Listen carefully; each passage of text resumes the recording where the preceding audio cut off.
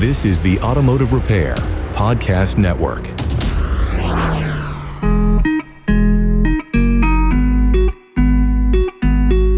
Welcome to another episode of Speak Up, Effective Communication, the show on the Automotive Repair Podcast Network focused on our communication and our listening skills. I'm your host, Craig O'Neill, and in our episode today, look, everyone understands that public speaking can make you nervous.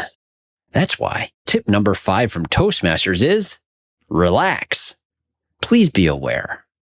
People who take relax as a face value tip may still experience the following symptoms: sweating, rapid heartbeat, shaky voice, dry mouth, trembling hands, blushing, dizziness, shortness of breath, digestive discomfort, occasional brain freeze, cold, clammy hands, butterflies in the stomach, squeaky voice, vocal tremors, face flushing, shallow breathing, muscle tension in your neck and shoulders, increased blood pressure, and that wonderful sensation where you completely forget everything you were about to say.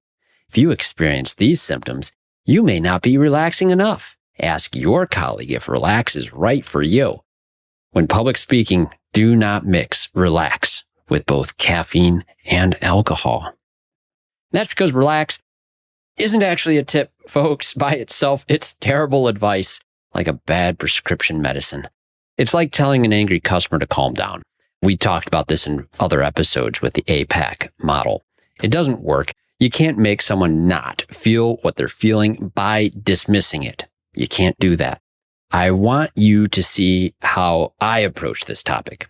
And one thing I recognized as I prepared my thoughts for this episode is that now familiar topic acronym that our loyal listeners will see. That is APAC, A-P-A-C. We use this in conflict resolution, which in that context means acknowledge, probe, answer, confirm.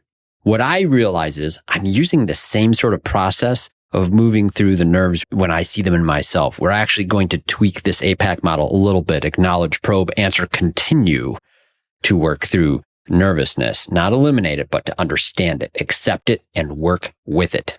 Because here's what we're really calling this tip. Relax? No. Nerves are normal. And our word of the day today, we'll go right along with this. Our word is equanimity.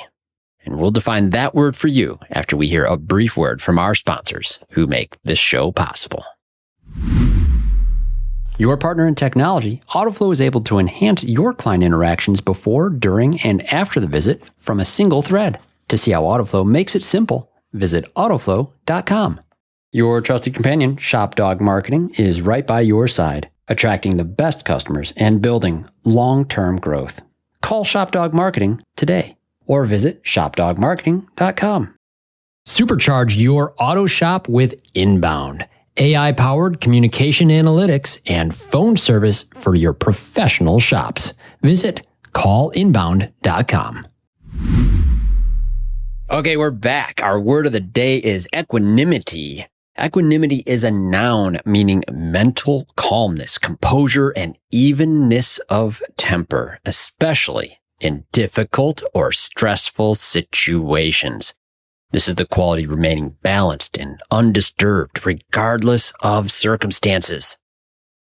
Used in a sentence, the experienced service advisor maintained her equanimity even when the client became frustrated, listening calmly and responding with steady professionalism. Or a more specific one for today's topic, you can feel your heart racing before a presentation and still speak with equanimity. The nerves don't have to shake your composure. All right, friends, the nerves are real. You're going to feel them. It's going to happen. And let me give you an example. Grand Rapids Toastmasters, Club 404. I go every Tuesday night that I'm in town. We go around the room for introductions. It's just your name, where you're from, usually how long you've been a Toastmaster, and sometimes there's a prompt that goes with it given times. And I've watched guests realize, oh man, I didn't know I was going to have to say anything. But even just saying your name, even just those few short words, nerve-wracking for so many people. The nerves amplify. One of our newest members, too, gave a really good table topic speech. That's the second half of the meeting. She actually won best table topic speech in a meeting where I think it was the first official meeting where she's a member, about 20 people in the meeting. And this young lady sat back down. She was on the table just to the left of me. And she said, "Oh my gosh, I'm so nervous. I forgot everything I was going to say." And my response was like, "Nerves are normal. We all feel it to some degree." She's like, "What, really?" "Yeah, really. We all still feel them sometimes." I don't think she quite understood immediately that that's encouraging as I see it. They're like, "Oh, wait, I was coming here. I'm hoping to get rid of those." Sure, they do diminish, or sometimes they seem almost absent completely, which is amazing. The main thing is you really do just get better at working with the nerves. And I want you to remember this. This goes for truly everyone. Nerves are not a sign that you're underprepared, a sign that you're not capable of doing this, or a sign that something is wrong with you. Nerves are your body doing exactly what bodies do when you become the focus of attention. This happens in a small group. Whether you're called up on stage to applause, right? Picking up a phone, sometimes even just a customer walking the door, even when you least expect it, you may feel anxious or nervous energy at least, anytime you need to communicate. And that's okay. In fact, it's quite normal. It's better to expect it. So instead of fighting it, let's understand why this happens. Why do nerves happen? Because once you recognize what's going on in your body, it stops being this mysterious, scary, unexpected thing. It becomes something you simply work through from that point. So let's probe. We've acknowledged that nerves are going to happen. Let's probe. Why are you nervous? What's actually causing this? And we don't need a therapist for this or a psychologist. Your brain perceives a threat. All those eyes on you, the potential for judgment, social exposure. It sends a message to your body. Danger. We need to respond. Your body releases adrenaline, cortisol. These are stress hormones. These activate what's called that fight or flight response. And this is the same response our ancestors as well as modern man has when facing real physical danger, a predator, a rival, a real threat to survival. The problem, your body can't tell the difference between a tiger and a room full of colleagues at a Monday morning meeting. Your subconscious brain just knows we're exposed, we're vulnerable, everyone's looking at us. And don't go thinking it's because it's a stranger either. Some of the times I have experienced the most nerves in presentations is when I'm in front of a group of people I know very well and whose opinions I care about greatly. In moments of nerves, your body is preparing you to fight that threat, right? Or to run away from it. Except in public speaking, you can't do either one of those things. You have to stand there and speak and share an idea. So why these symptoms then? Well, let's actually dive into some of the real symptoms here and walk through what's happening in your body. Your heart starts racing. Why? Your body's rushing oxygen to your major muscles. It thinks you're about to sprint away from danger or fight for your life. You need oxygen. You need it fast. Your hands, they get cold. They get clammy, maybe even tingly. Well, that's because blood is moving away from your extremities, your hands, your feet, and it's prioritizing your core functions. Your body's saying, we don't need fine motor control right now. We need survival. I walk a lot in the cold here where I'm at in Michigan. It's been winter for quite some time now. It's finally starting to warm up. But same sort of thing when your body's getting cold or hypothermic. A lot of that goes to the core. You're breathing rapidly. Maybe even you feel lightheaded. You find yourself taking short, shallow breaths instead of those deep, full ones. Your body wants more oxygen quickly, but you're actually not getting enough because you're not breathing deeply. And that can make you even more dizzy. And this particularly is very challenging at times because when you're speaking, obviously that requires breath, and exhaling is producing our words. You start sweating. Your body's trying to cool you down for the physical exertion it thinks is coming, right? Your mouth goes dry. Digestion is shutting down. Your body is redirecting energy away from food processing. That's not important right now. Processing food needs it towards the muscles and alertness. Your voice might get shaky or squeaky. Those muscles around your vocal cords, they tense up. They're not under your conscious control at that moment. They're responding to the flood of the stress hormones. And the most common one that I see is your mind going blank, brain freeze. You know what you want to say, wanted to say. You're prepared. You had it all ready and suddenly nothing. It's one of the main things I was expecting and have corrected thanks to practice in Toastmasters. That organization really helps with that. But it still happens. You still remember your points later on once your brain starts catching up. All the parts of your brain that sorts and retrieves memories, your frontal lobe, it's sensitive to anxiety. So when stress hormones are flooding in, they can actually interfere with your ability to access information you definitely know it's not gone. It's just temporarily harder to reach. It's my martial arts training days. Some of these feelings were very pronounced in training and certainly in competitions or tournaments. Not just sparring either. I'm talking even in the kata tournaments. That's that individual sequence. You're not fighting another body. It's almost like that choreographed fight that you do, kata. I talked about kata in a previous episode. I've seen multiple times and have experienced myself blanking during a kata competition, forgetting the next move, forgetting that place in the sequence of movements that I have done 1,000 times, more than that. It just poof, no longer there. It's universal. I've watched it in other people and seen in myself. In the statistics we've talked about before with glossophobia, the fear of public speaking, 3/4 of people, 74 to 76%, experience some form of speech anxiety. You literally are in the majority when you are feeling these things. If you walked into a room of 100 people and asked who gets nervous public speaking, about 74 hands would show up right then. I actually believe it should be literally 100%. I don't know anyone that I know who is a good or gifted, talented, and effective speaker who doesn't still have nerves in some capacity. I think that a lot of people, when they don't raise their hand to that question, are just people who believe that their ability to function through it means that they don't have it, but they are experiencing it. I think it's 100%. I really do. It's time for today's Suck Less Spotlight from AutoFlow. Today's spotlight is on advisor eye twitches. Listen, clients like to stay informed throughout the repair process, and studies indicate clients are most satisfied receiving text updates versus phone calls. But call you they will, interrupting everything from estimating to quality conversations and your game of solitaire. That is, unless you text them first using AutoFlow. With AutoFlow's automated text updates, your phone only rings for the right reasons. That way, with less phone interruptions, your eye twitch will definitely suck less. For this and more things that could suck less, visit AutoFlow.com. Want to see your auto repair shop thrive? Are you looking to drive more customers to your auto repair shop? Let ShopDog Marketing be your guide.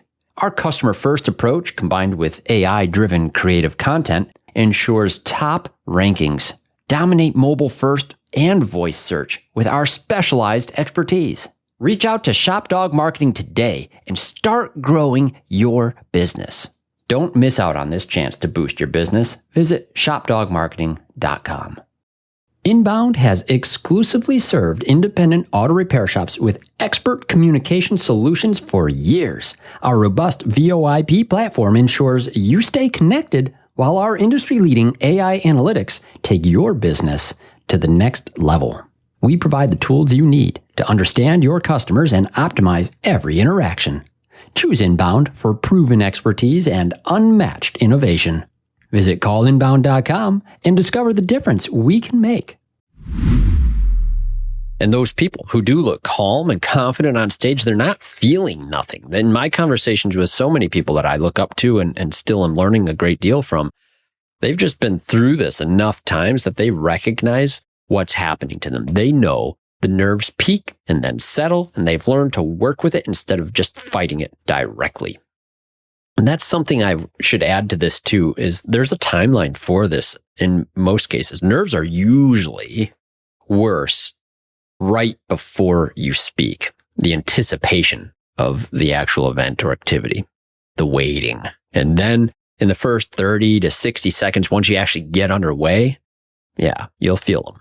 But most people find that once they get through their opening, once they're actually in it, the anxiety does begin to decrease. Your brain realizes, oh, we're not actually dying.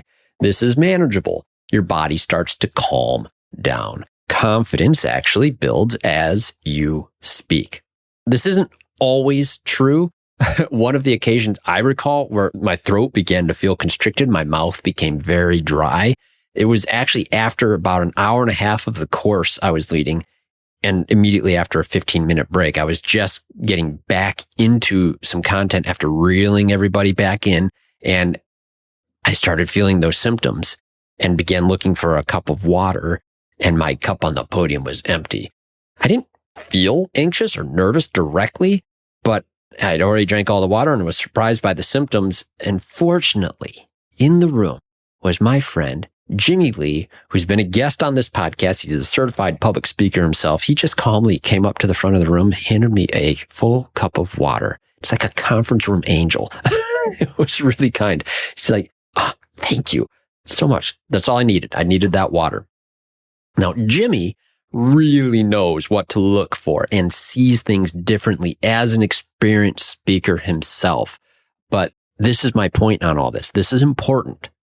Most of your anxiety is not visible to the audience. If you feel like you're shaking apart, they may see someone relatively like standing still. You hear every quiver in your voice. They hear someone speaking. That gap between what you feel internally and what they see externally is quite large. I'm not saying that they can't tell you're nervous at all, but the catastrophic level you think you're experiencing inside, that's not what's coming across. I have seen some cases where someone was really having a hard time. I've talked about it before in one of the speech workshops we did at Vision, but I also saw an amazing recovery from it and the audience fall in love with that person. So that'll come up in another topic here, further into our list of tips. Okay, let's recap for a moment. We've acknowledged the nerves are real. We probed to understand a little bit more about why it's happening. It's your body's fight or flight response trying to protect you from a threat that isn't actually there. Now let's answer the question, what do you do about it? Firstly, I just want to encourage you to trust your preparation. Remember the tips we've already talked about in this series. Tips 1, 2, 3, and 4. You are the medium. Number 1, right? Practice, practice, practice. That was tip number 2. Connect with the audience. Number 3, and own the room. Having that time in that space and connecting with people, having done the practice already and being comfortable with who you are. The severity of the nerves, if you've already gone through these tips, it should be reduced. I just can't promise you they're not going to be there. That I'm promising you, in fact, the opposite. But that preparation earned you the right to trust yourself. You did the work. You put in the hours. You know this stuff. The nerves don't erase that knowledge. They just make it harder to access for a minute or two. But it is there. Your body's doing what bodies do when they're in a social spotlight. That doesn't change the fact that you've prepared. It doesn't change the fact that you have something valuable to say. And it doesn't change the fact that you are, in fact, capable. The nerves are just noise, biological noise. It is your alarm system going off, even though there is no fire. So what do? You acknowledge it. That's it. You acknowledge it. You have to simply acknowledge it. Okay, this is happening. My heart is racing. My hands are cold. This is normal. You don't have to literally verbally speak that. I would encourage you not to. But mentally, you can clock that this is occurring. Okay, this is happening. My heart's racing. My hands are cold. This is normal. You remind yourself, I know this material. I prepared. I did the work. And then you start. You get through that opening. And you just trust that your brain will settle. Your body will calm. And the information will flow because it will. You have nerves. Good. Do it with nerves. So maybe you're asking this, though. How do we do it with nerves, Craig? How do we just continue? Well, we've acknowledged the nerves. We've probed to understand why they happen. We've answered that you trust your preparation and do it anyway. But continuing means understanding what actually happens both in the moment and over time. So in the moment, the worst is right before and right at the beginning. Just keep going. Your parasympathetic nervous system, the part that actually calms you down, will kick in and start bringing things back to your baseline. And like I mentioned, this isn't permanent. It's a wave. It peaks and then it recedes. Get through your opening, get to your first main point, keep breathing, the nerves will settle. And maybe during the break, remember to fill up your water just in case. Okay, now over time, and this I do feel is good news, all these effects do diminish over your speaking career. Remember the tip number 2, practice, practice, practice. That remains one of the most significant things that's going to help you through this sensation. Once you've experienced the nerves enough times and felt them wane, they become far less noticeable to you. They'll still be there beneath the surface, but subdued. Your body learns, oh, we did this before. We survived. We're fine. That part of your brain that was screaming danger, it learns that this isn't actually a threat. It doesn't happen overnight, but it does happen. 6.5 years I've been doing Toastmasters now, and I still feel some nerves in almost every meeting. Subtle in many cases, but they are there. So what we're not doing today, we're not going to give you a bunch of breathing exercises, though trust me, taking a few long, deep breaths does help before you begin your process. But if you're conversing with people right before your presentation, a lot of times that's going to be your relaxation piece anyways. We're not teaching you power poses. We're not doing vocal warm-ups. Those things have their place. I've never really used them. It hasn't been helpful to me. Today is all about acceptance.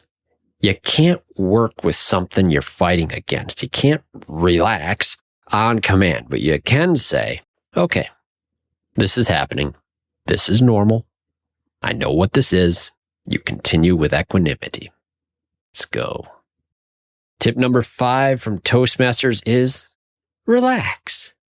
But since that's useless advice, you can't just relax on command, and pretending you can only makes you feel worse when the nerves show up anyway. So our speak up tip number 5 is nerves are normal. Expect them. Understand them. Don't fight them. Nerves are your body doing what bodies do. They don't mean you're unprepared, though lack of preparedness can make them worse. They don't mean you're incapable. You are capable. They don't mean something is wrong with you. It's normal.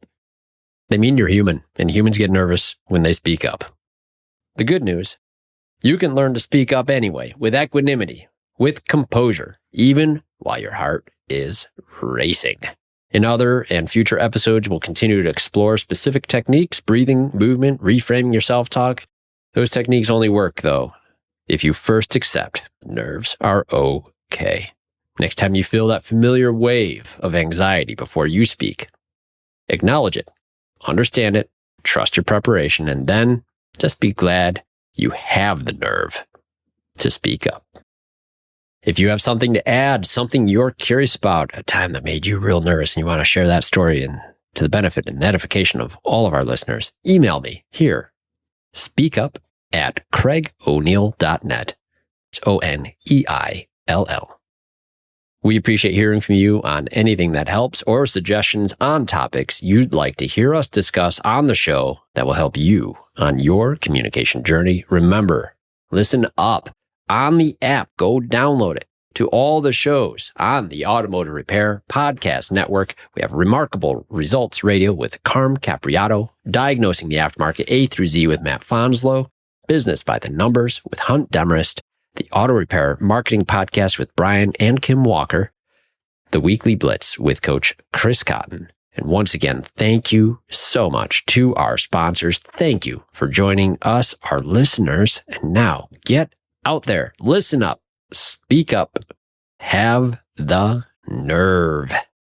You've been listening to Speak Up, Effective Communication with Craig O'Neill on the Automotive Repair Podcast Network. Download our exclusive podcast app at automotiverepairpodcastnetwork.com because the best conversations in the industry start here. Check the show notes for Craig's YouTube channel and email. Let him know what topics you'd like him to speak up about.